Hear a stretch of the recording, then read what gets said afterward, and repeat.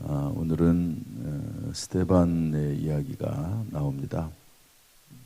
스데반은 초대교회의 새로운 직분인 집사의 직분을 받은 그런 분입니다.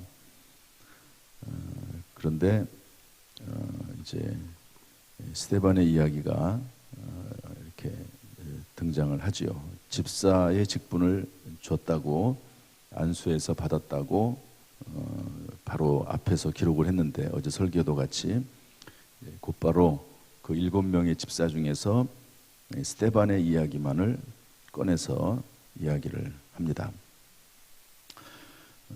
집사의 직분을 세울 때도 그랬지만 은혜와 권능이 충만하고 또 성령과 지혜와 믿음이 충만했던 사람, 그래서 구제와 재정 출납의 업무를 맡았던 이 스데반이 열심히 전도도 했던 것 같습니다.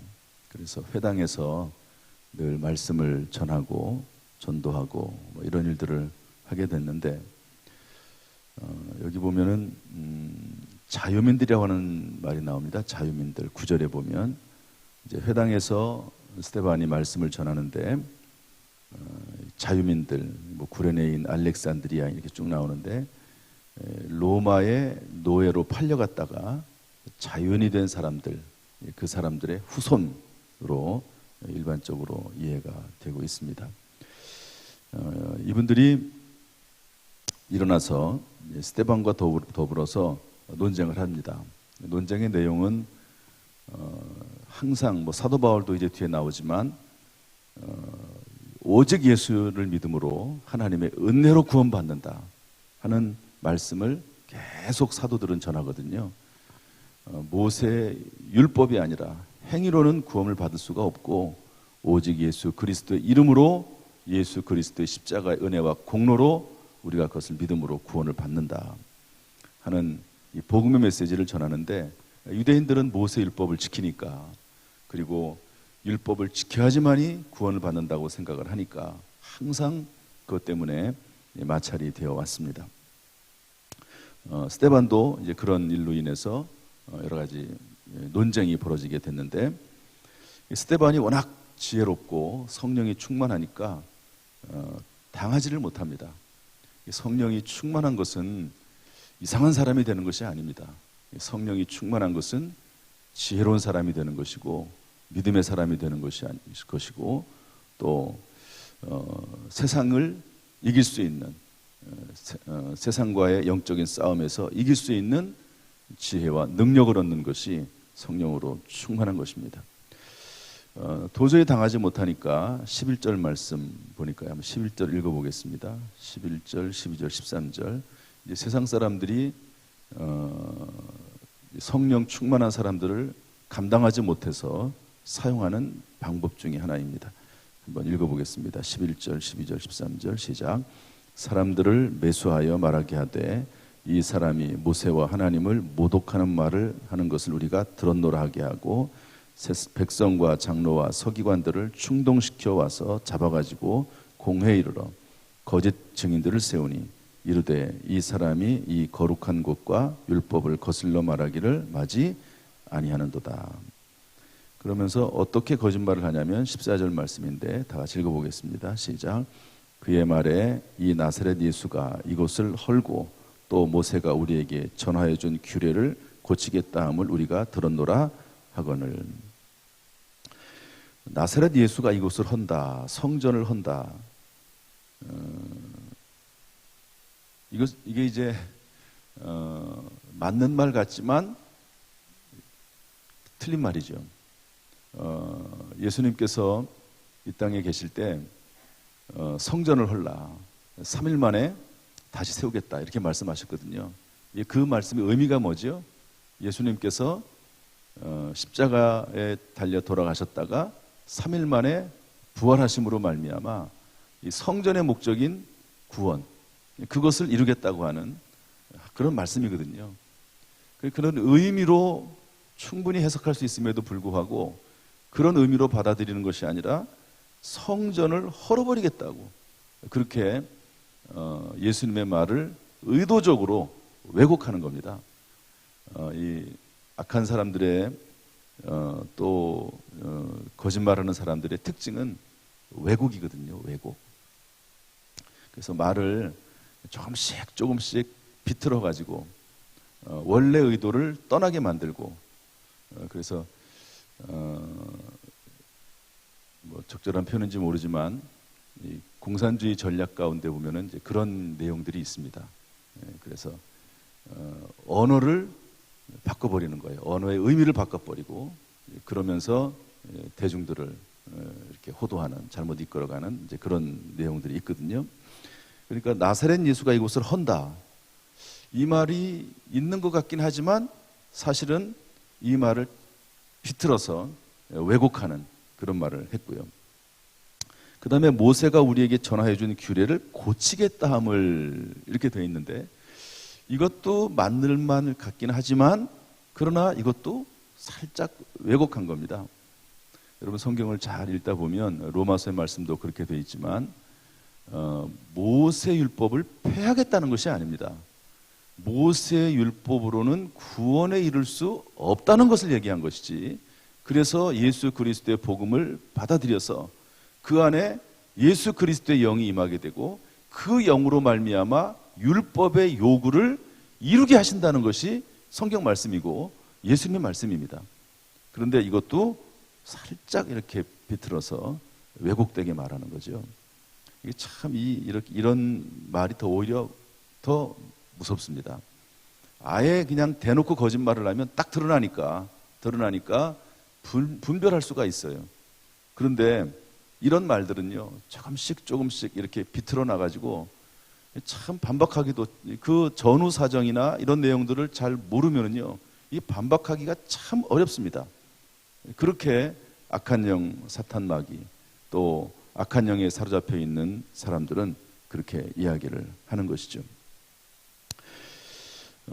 그랬더니 우리 15절 말씀, 마지막 15절 말씀 읽어보겠습니다. 시작. 공회 중에 앉은 사람들이 다 스데반을 주목하여 보니 그 얼굴이 천사의 얼굴과 같더라. 공회라고 하는 곳은 무서운 곳이거든요. 유대인들이 이제 종교 지도자들이 다 모여가지고 종교 재판하는 곳이 공회거든요.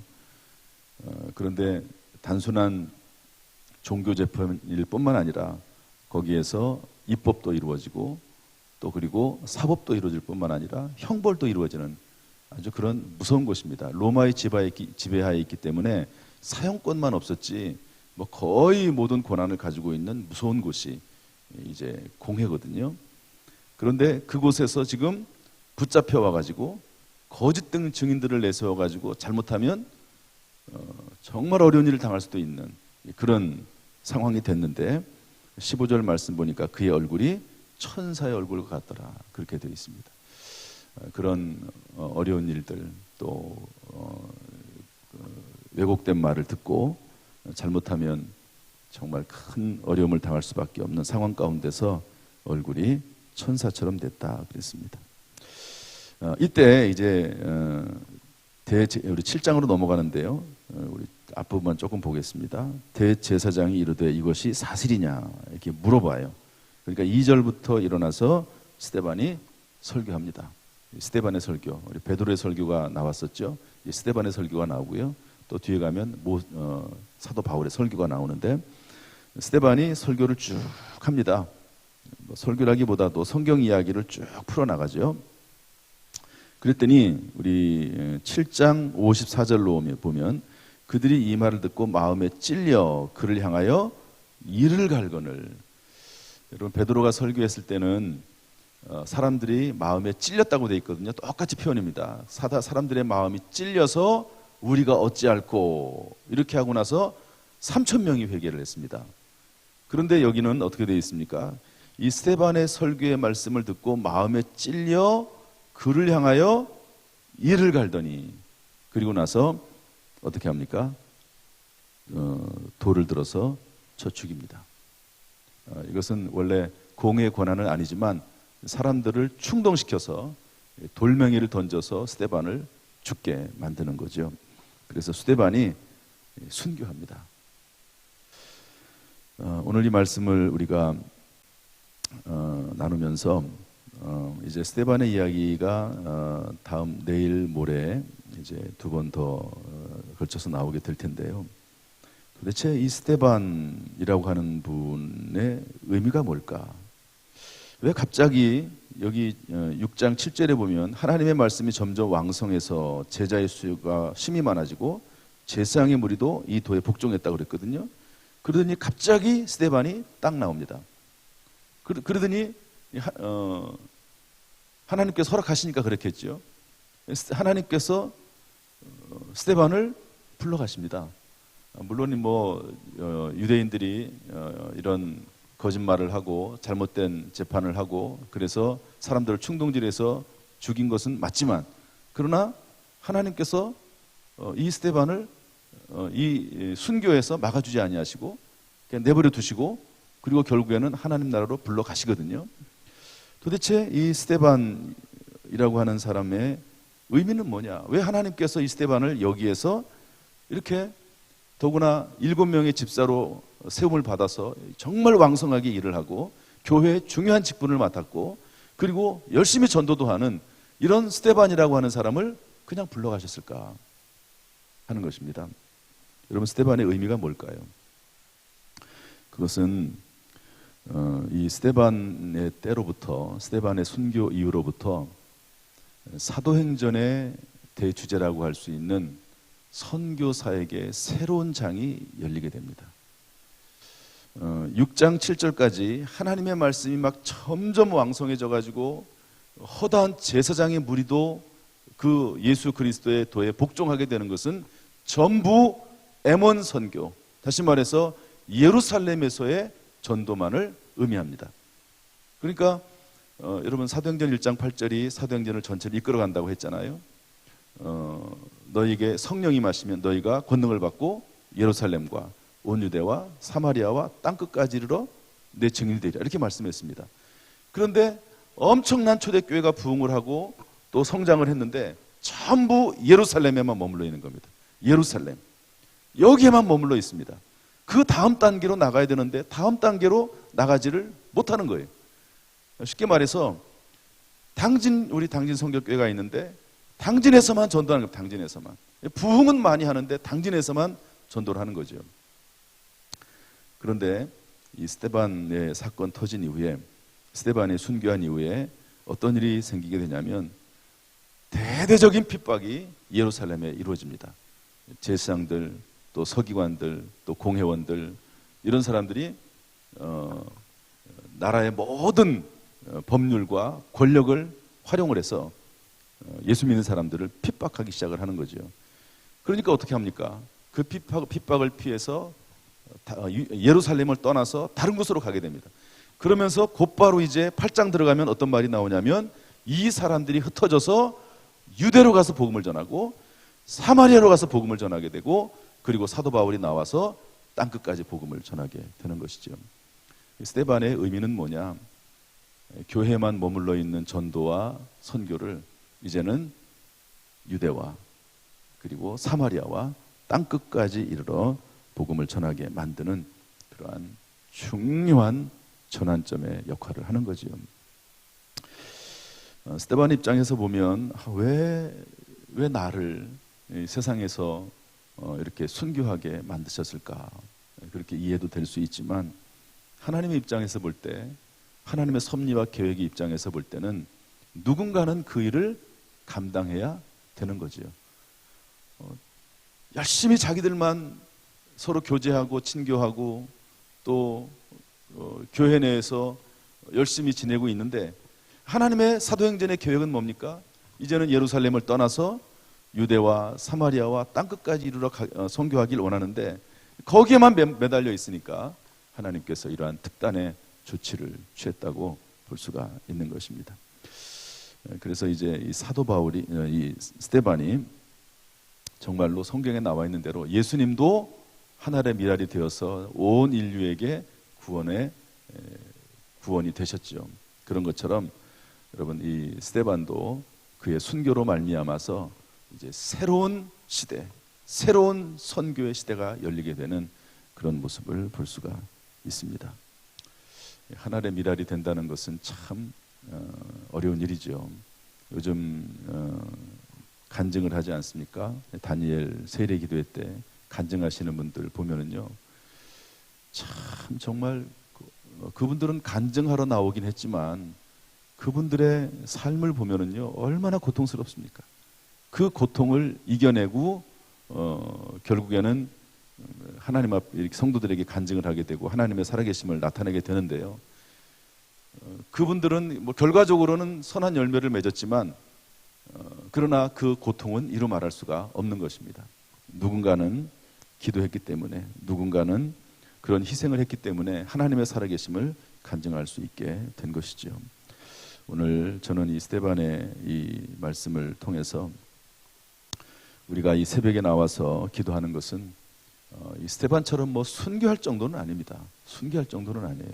그렇지만 이 새벽에 나와서 누군가는 하나님 앞에 기도해야 되고, 하나님 일할이 되어서 교회를 위해서, 나라와 민족을 위해서, 가정을 위해서, 가족들을 위해서 누군가는 하나님의 미랄이 되어서 기도해야만 되는 것이고, 그 기도를 통해서 하나님께서는 일하시는 줄로 믿습니다. 우리가 이 새벽에 나와서 기도하죠. 이 코로나 시대에 참 얼마나 어렵습니까? 그러나 그럼에도 불구하고 새벽에 나와서 하나님을 찾고 부르짖을 때에 하나님께서는 그 기도를 귀하게 여기셔서 하나님의 미랄이 되도록 하시고, 그리고 30배, 60배, 100배의 열매들을 맺히게 하실 줄로 믿습니다. 오늘도 하나님의 은혜가 충만해서 비록 이 새벽에 피곤한 몸을 이끌고 나왔지만 하나님의 은혜로 새로운 힘을 얻고 지혜와 능력을 얻고 그 입술의 기도가 온전히 하나님 앞에 쓰임받아서 하나님의 거룩한 뜻을 이루는 복된 도구가 될 수 있기를 주님의 이름으로 축복합니다.